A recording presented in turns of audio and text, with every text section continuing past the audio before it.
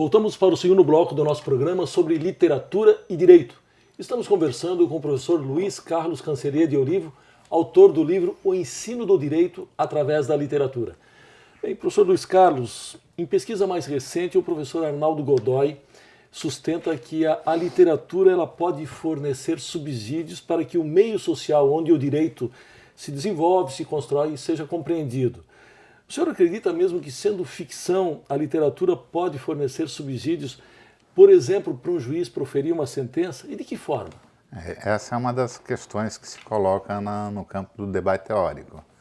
Então, há um autor norte-americano, Posner, que ele tem um livro importante sobre direito e literatura, e ele faz um estudo aprofundado sustentando que não há conexão entre essas duas disciplinas. Exatamente porque o direito trabalha na lógica da dogmática, o direito tem que ter um efeito concreto, se não há sanção, não há direito. Certo. E a literatura não, a literatura trabalha num campo onde não há sanção. Então ele acha que é impossível, ele sustenta que é impossível a conexão entre as duas disciplinas.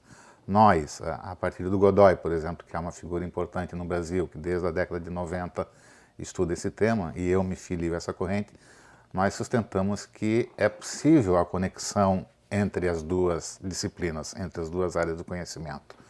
Por exemplo, é claro que, ou na justiça civil ou na justiça do trabalho, nenhum juiz vai tomar uma decisão especificamente com base num caso relatado na literatura. O mais comum é, às vezes, os juízes ilustrarem as suas decisões com uma citação de Machado, uma citação de Shakespeare, mas a nossa disciplina ela procura ir além disso, além da ilustração. O que se imagina é que os casos narrados no campo da ficção, eles se baseiam, na verdade, em situações reais. A literatura mesmo de ficção quem sabe, um espelho invertido de uma situação da realidade. O autor pega uma situação da realidade e desforma ele, transformando-o em ficção. Mas não deixa de ser realidade a história que é contada, a não ser nos casos, por exemplo, de ficção científica. Mas mesmo nos casos de ficção científica, se vê muitas vezes que há uma antecipação e que depois ela venha a ocorrer.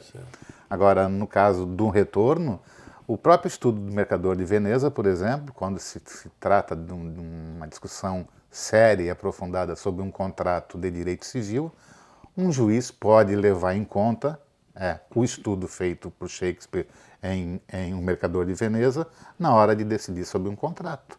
No caso de um juiz do trabalho, ele pode ter como referência uma situação como aquela contada por Victor Hugo nos Miseráveis, no momento de julgar ou de decidir uma demissão sem justa causa, por exemplo. Então, o que pode fazer a literatura? Ela pode dar os exemplos, ela pode mostrar o comportamento das pessoas. E mais, ela pode refletir um comportamento daqueles que não levam em conta o direito. Aqueles que deixam o direito de lado e assumem comportamento em função não de regras, não de normas ou não de princípios. Bem, você citou Shakespeare e ele morreu aí em 1616. Um tema recorrente na obra dele eram as questões, como você até já lembrou, de como governar, as questões da justiça, como realizar o ideal de justiça entre os súditos. Bom, quase 4 séculos depois, ainda não resolvemos esses problemas, estão ainda pendentes de solução. Como nos mostra, por exemplo, nós podemos citar outras coisas, mas os conflitos, por exemplo, os conflitos que estão hoje acontecendo entre o povo e o governo na Europa em crise. O senhor acredita que as obras de Shakespeare elas podem nos ajudar a resolver essa crise do direito e do poder? Podem. Elas podem nos mostrar o que aconteceu. Ela pode nos mostrar que saídas foram dadas que não foram satisfatórias. Você pega na época em que Shakespeare escreveu um conflito latente entre cristãos e protestantes. Podemos esquecer que o período elisabetano era um período de ascensão dos protestantes. mas ali e um período de declínio do direito canônico, ou seja, um período de declínio da força do Papa, do direito de Roma, em favor de um outro direito reformista. Era um conflito religioso. No Mercador de Veneza entra um judeu que é literalmente massacrado por um católico e que, além da pena pecuniária que ele sofre, ele é obrigado a se converter ainda em católico, chamado cristão novo. Hoje a situação, os conflitos entre católicos e protestantes se verifica na Irlanda. A situação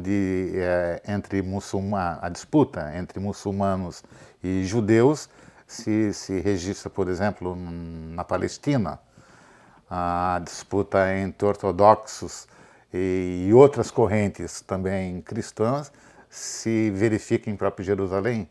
Então, parece que no Brasil nós estamos um pouco imunes a essa disputa de poder ou de território ou de costumes, tendo com base a religião. Mas, como você bem lembrou, ou no Oriente, ou na África, ou em países da Europa, essa questão religiosa é muito forte. Estados ainda religiosos. A Inglaterra é um estado religioso. O chefe da igreja é o soberano. No Oriente Médio nem se conta. O Irã, o Iraque. O Iraque menos agora, mas mesmo assim, de qualquer forma, as facções religiosas é que estão no poder. Mas no Irã é um estado religioso. O papado é um estado religioso. Então nós temos ainda resquícios do século XVI, do século XVII, onde a religião tem muita força. E parece que a religião não saiu de cena. Não saiu de cena, e ao contrário. A impressão que nós temos nesse início do século XXI, que muito das disputas de poder, elas se dão em função de opção religiosa. Bom, tudo isso está em Shakespeare. A disputa do mouro, a presença do mouro, a presença do judeu, a presença do protestante, a presença do católico, está tudo ali. Muito bem, professor, nós precisamos chamar mais um rápido intervalo, nós voltamos em seguida.